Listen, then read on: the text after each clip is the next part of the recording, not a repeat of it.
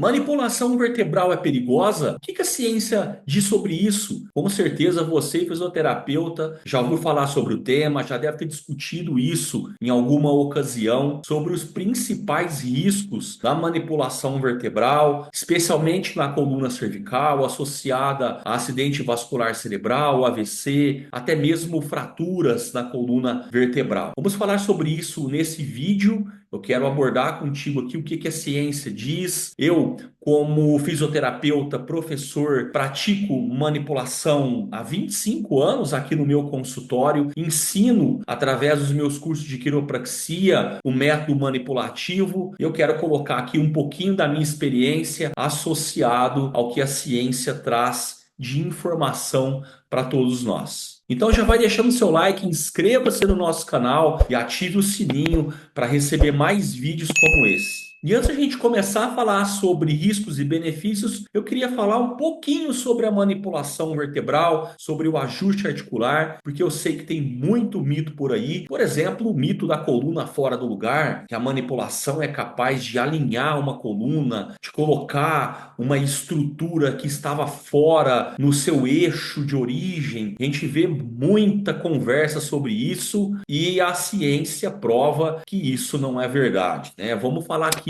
sobre neurofisiologia da manipulação. O que acontece quando a gente realiza um ajuste articular? Praticamente eu tenho dois grandes efeitos. Eu tenho um efeito chamado efeito local e o efeito neurofisiológico. Quando a gente manipula o paciente, a gente ancora a nossa mãozinha lá na coluna do paciente e gera um impacto manipulativo, essa informação é recebida pela estrutura da coluna vertebral, ali pela medula, que faz parte do sistema nervoso central, e esse impulso é carregado até centros superiores através do trato espinotalâmico. O próprio nome já diz, o trato espinotalâmico liga a espinha, a coluna, ao tálamo, que é um centro superior. E é lá que a mágica acontece. Lá no tálamo, após esse impulso ser carregado através da medula, essa estrutura é estimulada a produzir substâncias analgésicas e substâncias anti-inflamatórias. Por isso que o nosso paciente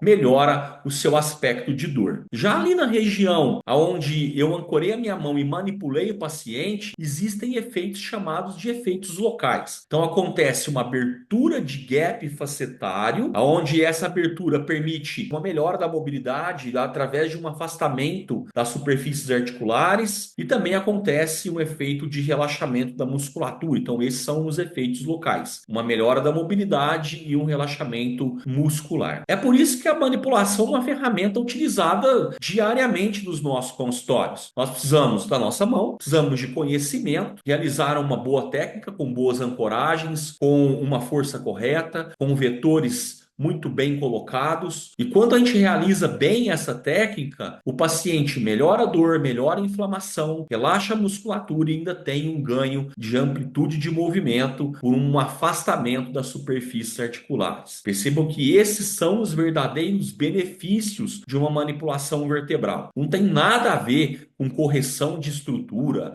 com colocar a coluna no lugar, com corrigir um osso rodado, absolutamente nada a ver com isso. Como ele é um método muito utilizado dentro dos consultórios, vários pacientes se beneficiam através do método da manipulação articular. Porém, não é todo mundo que pode receber a manipulação. É óbvio que a gente não vai manipular pacientes com fragilidades ósseas, como por exemplo uma osteopenia ou uma osteoporose. Eu não vou manipular pacientes com suspeitas de fratura, com suspeitas de tumores, como cânceres ósseos, por exemplo. Não vou manipular pacientes que têm uma rigidez muito exacerbada na coluna, provocada por alguma patologia em específico. Pode ser, por exemplo, por uma pelve espondilite anquilosante, uma artrite reumatoide, tá? Então, esses pacientes, eles não estão no escopo do nosso trabalho. E só pelo fato de você realizar uma boa avaliação e entender quem você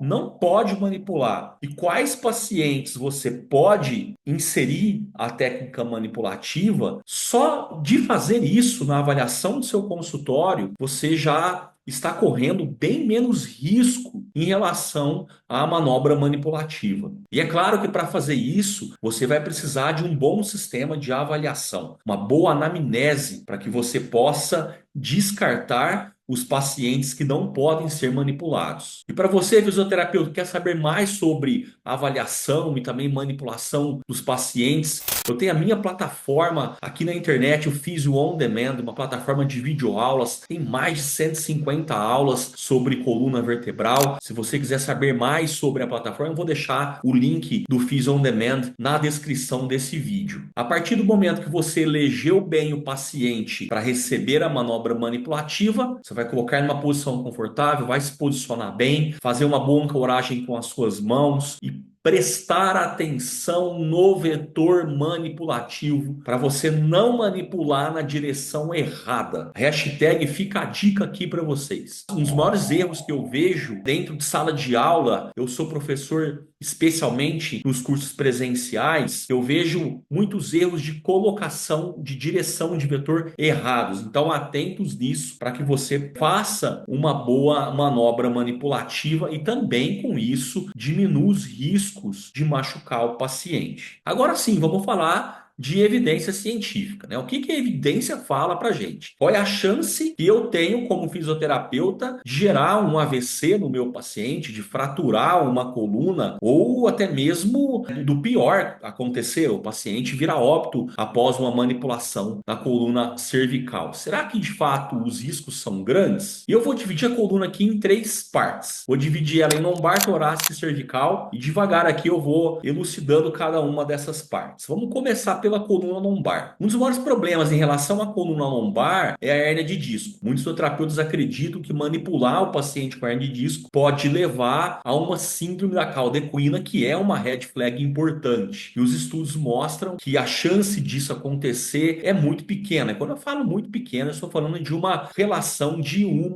em 1 milhão. É exatamente essa relação. A chance do paciente com hérnia de disco, através da manipulação, sair do consultório com uma síndrome de cauda equina é de 1 em 1 milhão de manipulações realizadas. Vejam que de fato é um risco muito baixo. Quando a gente fala de coluna dorsal, coluna torácica, os maiores perigos estão em fraturas por encunhamento, em manipular uma dorsal com osteopenia ou com osteoporose, que pode aumentar o risco de fratura. O paciente pode ter um encunhamento da coluna dorsal um pouco maior, que é a hipercifose. Isso vira acompanhado de uma rigidez excessiva e às vezes o profissional vai forçar um pouco a manipulação ali no local, aumentando o risco da manobra. Já em relação aos pacientes com problemas na coluna dorsal, eu tenho que ficar atento à osteopenia, à osteoporose, fraturas por encunhamento e um excesso de rigidez. Então, se o paciente tiver alguma dessas condições, mobilize a coluna do paciente. Não vá querer manipular a coluna dele, porque sim, tem riscos de você machucar. Então, é só agir com inteligência e cautela. Se você pode mobilizar o paciente, para que você vai querer manipular o paciente que não pode receber esse impacto ali na coluna torácica? Se o paciente não tem esse cenário nos seus sinais e sintomas, na sua apresentação clínica, você pode selecionar uma técnica de manipulação e aplicá-la tranquilamente no paciente, porque o risco de machucar o paciente é de fato muito baixo. Já para a coluna cervical, aqui todos os profissionais têm um pouco mais de receio, um pouco mais de medo, e é importante a gente entender algumas coisas. Os principais riscos da coluna cervical estão relacionados à artéria vertebral, especialmente no risco do AVC. Está relacionado também a instabilidades da coluna cervical, especialmente da coluna cervical superior, e também a fratura. Então, três riscos importantes aqui. Como é que a gente avalia cada um deles? Se você tem um paciente, por exemplo, que se envolveu em algum mecanismo de trauma, automaticamente você já vai precisar investigar mais. Aí você vai investigar o risco de uma provável fratura cervical, investigar o risco de uma instabilidade da coluna cervical devido a uma lesão ligamentar que aconteceu durante o trauma e que pode predispor a coluna dele ao risco. E para você descartar o risco arterial, o paciente vai precisar de fazer alguns exames clínicos e também exames complementares. Aqui o complementar complementar, na verdade, ele é o padrão ouro, tá? Que é o ecodoppler de carótida, a ressonância, a angiorressonância e a angiotomografia. Em relação a testes clínicos, você vai perceber se o paciente apresenta nistagmo, se ele tem náuseas e vômitos, se ele tem diplopia, disartria, se ele teve desmaio, dores de cabeça. Então, quando você faz uma boa análise clínica associado ao padrão ouro, que são ecodoppler de carótida, angiorressonância e angiotomografia, aqui sim você avalia muito bem essas questões arteriais e diminui extremamente o risco de acontecer algum problema com a manipulação na coluna cervical. Quando a gente fala de risco de manipulação cervical, aqui também nós temos a relação de 1 para 1 milhão. Qual o risco do paciente vir a óbito? O risco ele é muito pequeno. O risco está em torno de 3 a cada 10 milhões de manipulação. É isso mesmo, 3 a cada 10 milhões. Só para você ter um parâmetro de comparação. O risco de óbito de tomar uma aspirina é de 25 por milhão. O risco de óbito de uma cirurgia de coluna vertebral está na faixa de 1.800 a cada milhão de pacientes. Então percebam que o risco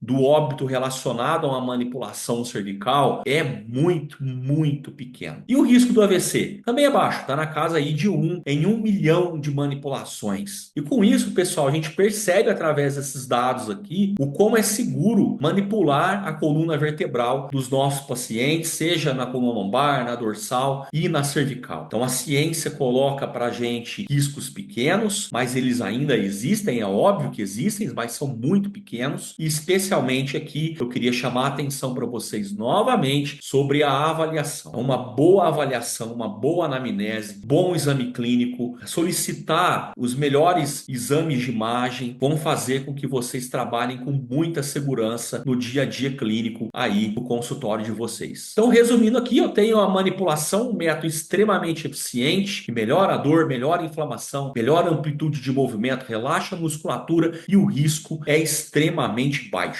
Mas é claro, se você tiver muita habilidade para manipular o paciente, é ainda melhor. Então, muito estudo, muito treinamento, com certeza esse é o melhor caminho. Foi o caminho que eu trilhei ao longo desses 25 anos de profissão. Se esse vídeo foi útil para você, não esqueça de se inscrever aqui no nosso canal, deixar o seu like e ativar o sininho para receber mais vídeos como esse. Até o próximo!